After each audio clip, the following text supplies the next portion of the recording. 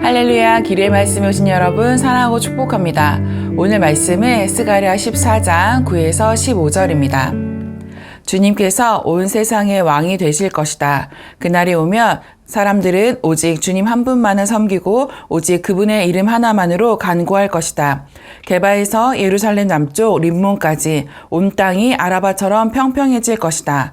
그러나 예루살렘은 우뚝 솟아 있으므로 베냐민 문에서부터 첫 대문이 서 있는 지점을 지나서 모퉁이 문까지 또 하나넬 망대에서 왕실의 포도주 짜는 곳까지 제자리에 그대로 남을 것이다. 아멘. 사랑하는 여러분, 성경은 종종 그날이라는 표현으로 하나님께서 세상을 심판하시고 새롭게 하실 때를 말합니다. 스가랴서도 마찬가지입니다. 오늘 본문은 그날, 여호와의 날에 어떤 일이 일어날지를 보여줍니다. 그날은 모든 사람이 마주하게 될 날입니다. 하지만 모든 사람이 같은 방식으로 그날을 맞이하지는 않습니다. 어떤 사람에게는 평안의 날이 될 것이고 어떤 사람에게는 심판의 날이 될 것입니다. 결국 그날이 어떤 날이 될지는 오늘 우리가 어떤 믿음으로 사느냐에 달려 있습니다. 본문 9절은 이렇게 선포합니다. 여호와께서 천하의 왕이 되시리니 그날에는 여호와께서 홀로 한 분이실 것이요 그의 이름이 홀로 하나이실 것이라. 그날 세상의 모든 왕자가 무너지고 하나님만이 왕으로 드러납니다. 우리가 지금까지 붙잡아온 세상의 힘, 명예, 성공이 더 이상 의지할 대상이 되지 못하고 오직 하나님만이 우리의 기준과 중심이 되신 날입니다. 여러분, 지금 우리의 삶은 누구의 다스림을 받고 있나요? 눈에 보이는 세상의 기준입니까? 아니면 눈에 보이지 않지만 여전히 우리 마음을 다스리시는 하나님입니까? 사실 그날 하나님 앞에서 분명히 드러난 이 질문은 이미 오늘 우리의 삶 속에서도 드러나고 있습니다. 우리가 무엇을 결정하고 무엇을 포기하며 누구의 목소리에 귀 기울이는지를 보면 알 수 있죠.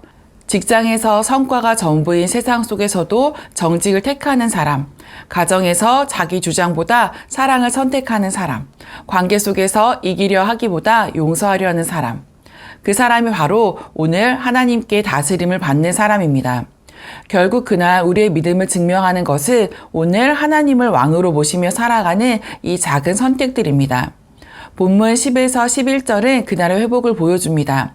예루살렘이 높아지고 다시 사람들이 안전히 거주하게 된다고 말하죠.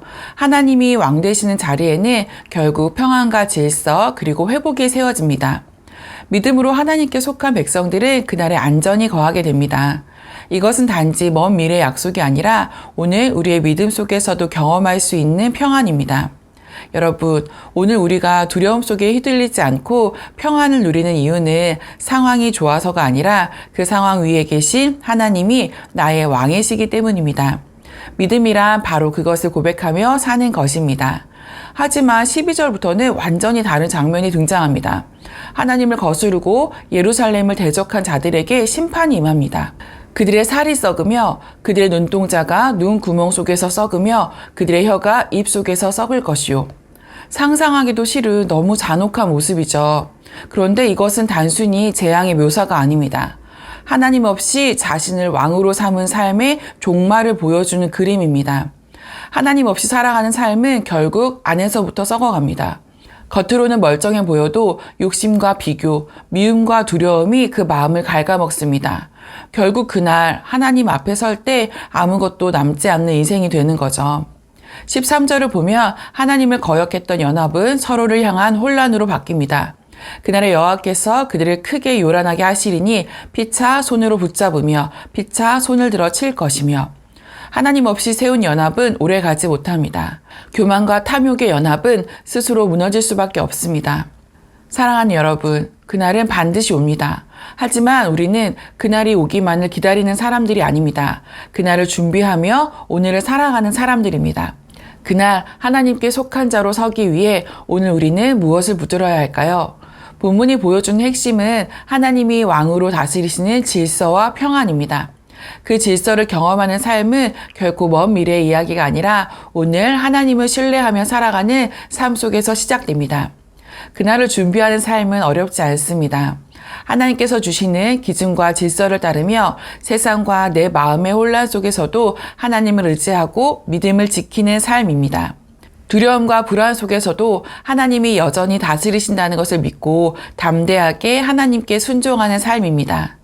그날 하나님께 속한 자는 바로 이런 삶을 살아온 사람입니다. 오늘 우리가 선택하는 믿음의 삶이 그날의 평안과 심판을 가르는 기준이 됩니다. 본문 마지막 부분이 14에서 15절은 하나님께 속한 자들이 예루살렘 싸움에 참여하며 하나님과 함께 승리하는 장면으로 끝이 납니다. 유다도 예루살렘에서 싸우리니 하나님께 속한 자는 패배의 자리에 서지 않습니다. 심판의 소용돌이 속에서도 하나님이 세우신 자리는 결코 무너지지 않습니다. 그날 하나님께 속한 자는 두려움이 아니라 담대함으로 서게 됩니다. 세상은 흔들리지만 하나님께 속한 자는 흔들리지 않습니다. 스가랴는 이렇게 말합니다. 그날이 반드시 온다고. 그날 하나님이 모든 것을 바로 잡으시고 우리의 눈물과 억울함을 새롭게 하신 날이 올 것이라고.